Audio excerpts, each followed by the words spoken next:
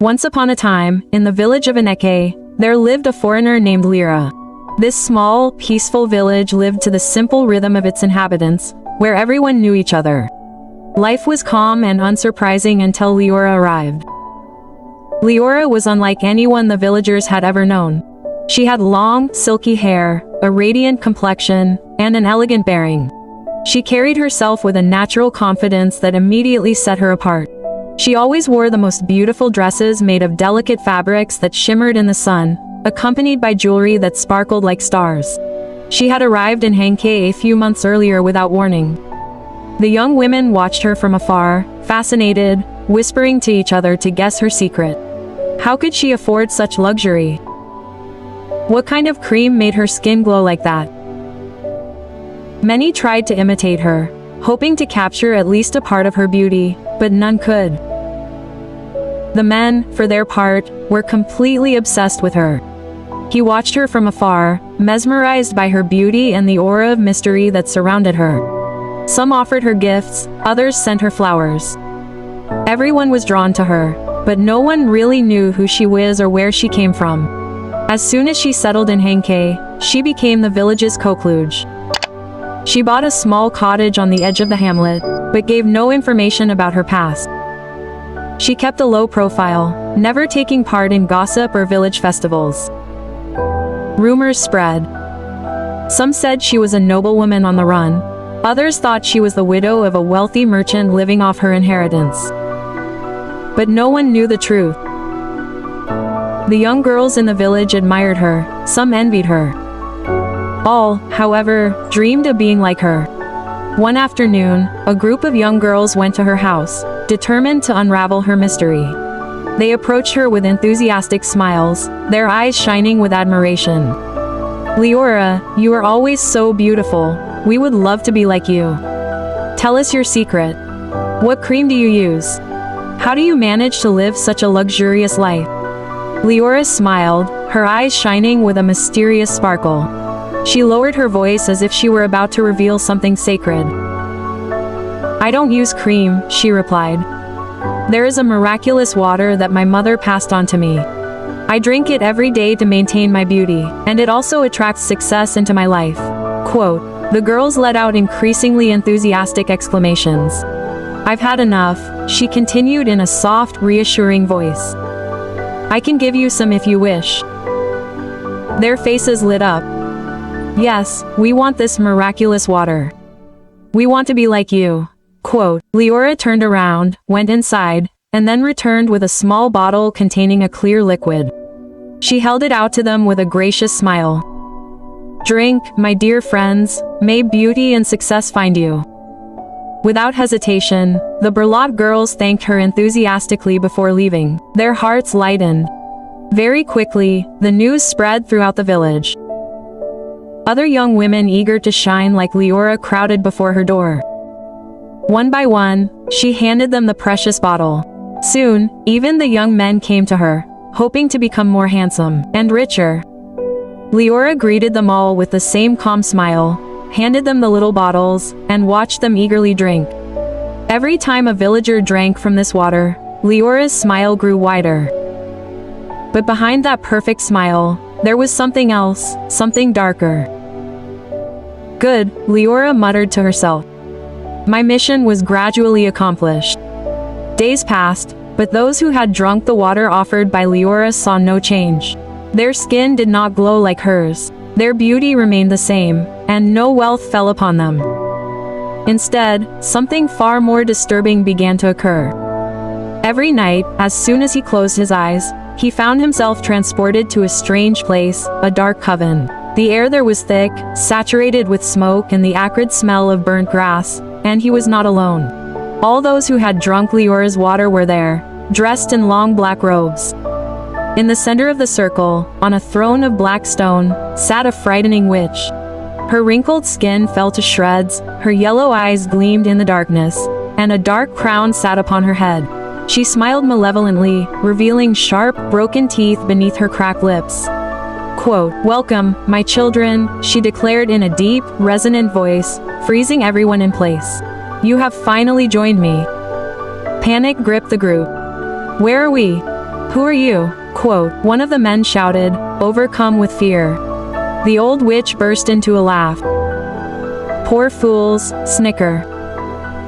You drank the water of the coven. You are part of us now." Quote. The villagers looked at each other in horror. The truth was staring them in the face. This was no miracle, it was a trap.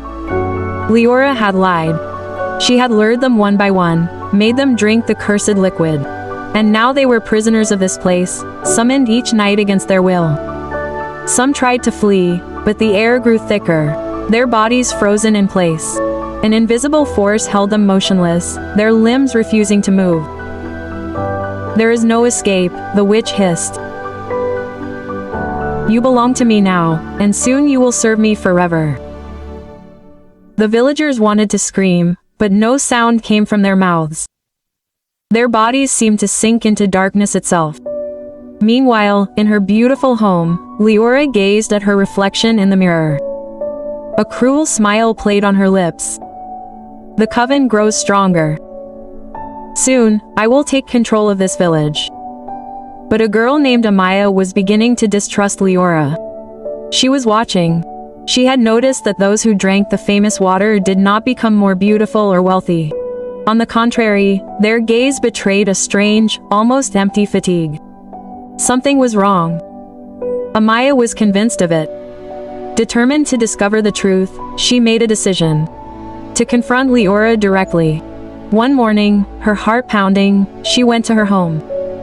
Forcing a smile, she approached as Leora greeted her with her usual grace.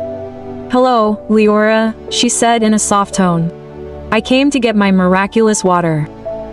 I too want to be beautiful like you." Quote. A smirk played across Leora's face. "Ah, you've finally come. I knew you would come eventually." She turned and returned with a small bottle containing the clear liquid. "Here, my dear, drink now and beauty will envelop you." Amaya hesitated for a moment, then shook her head. "I want to take it home with me," Amaya said with a gentle smile. "I want to drink it every day to become as beautiful as you. No, even better, I want to be your twin sister." Lyra's smile wavered briefly, barely perceptible. Then she burst into a light laugh, shaking her head. "Of course, my dear, take it and drink it properly." Amaya thanked her, then quickly left, clutching the small bottle to her. But she wasn't going home.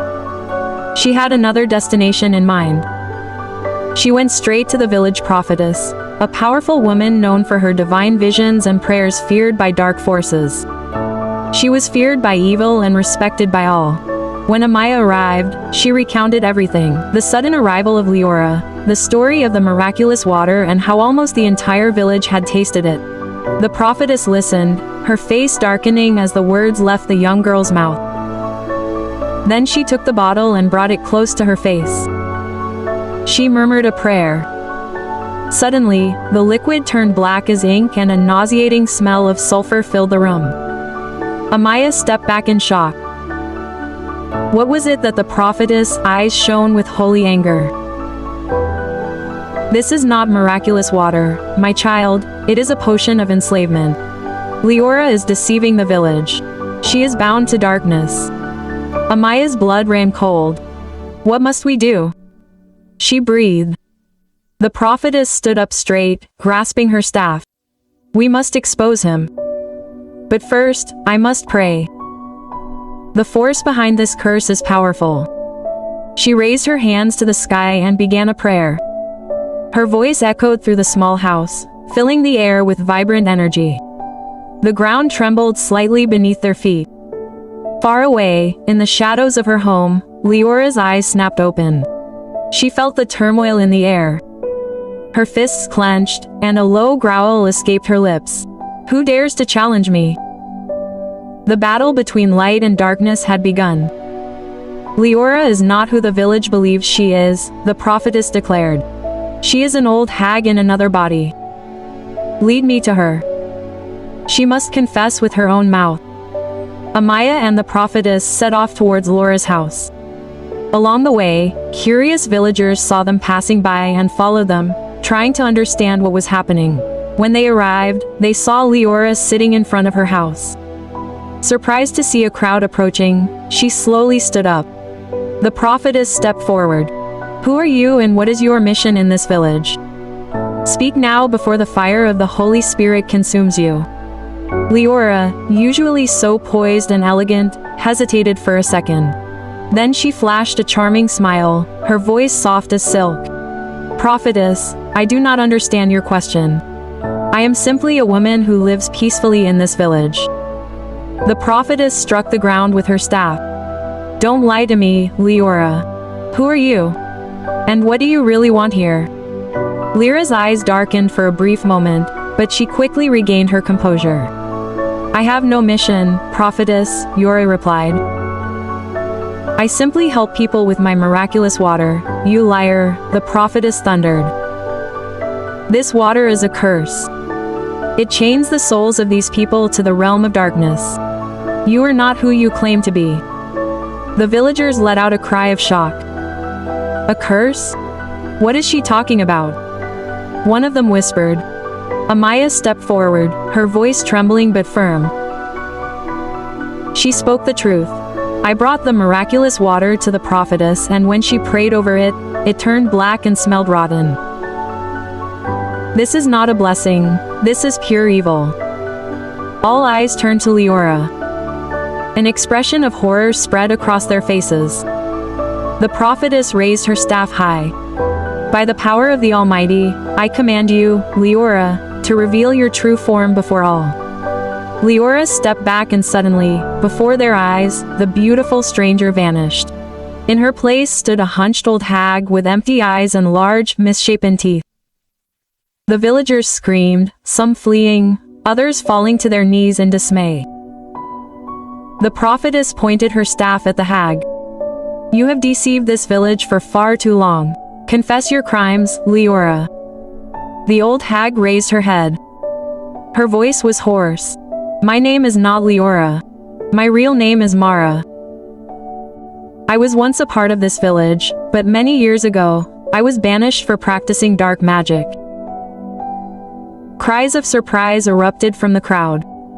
Some elders exchanged shocked glances. They recognized the long-forgotten name. Mara continued, her voice darkening even further. "After my banishment, I found myself in a realm of darkness. There, I gained power. I initiated many souls into the art of witchcraft, but I wanted to return.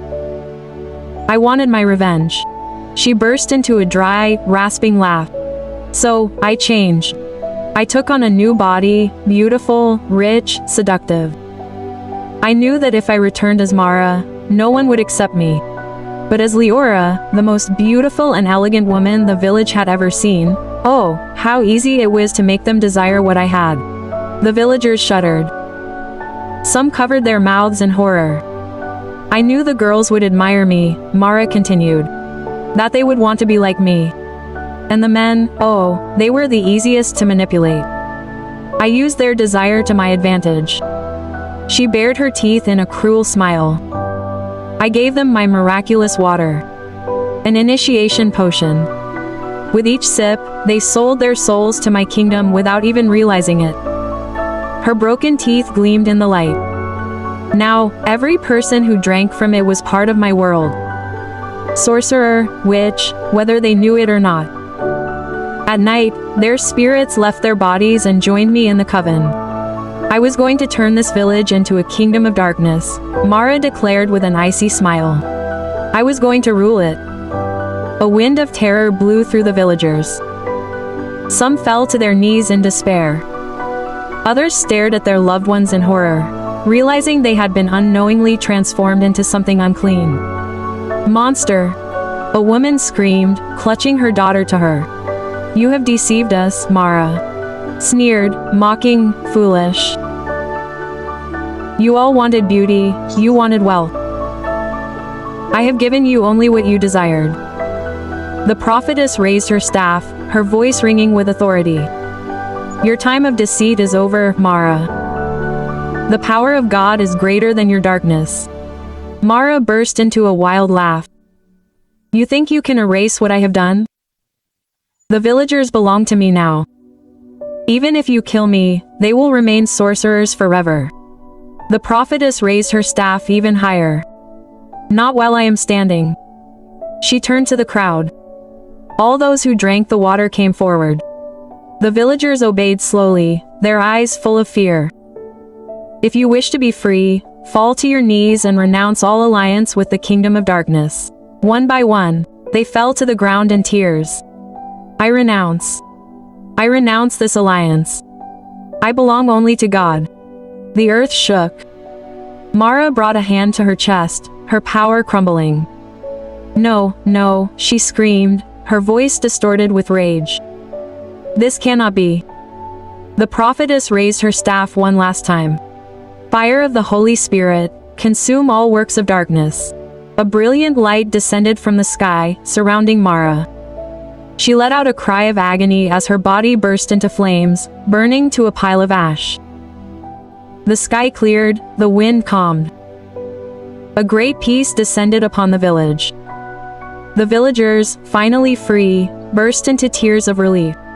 Those who had been transformed without their knowledge felt an immense weight lift from their souls.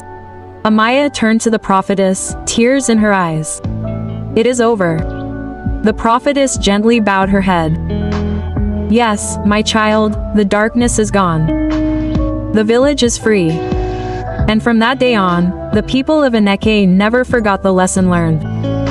Never envy someone else's beauty or wealth, because you never know what price was paid to obtain it. Thanks for watching. If you enjoyed this story, please give it a thumbs up to support the channel. Don't forget to subscribe and hit the bell so you don't miss any future stories.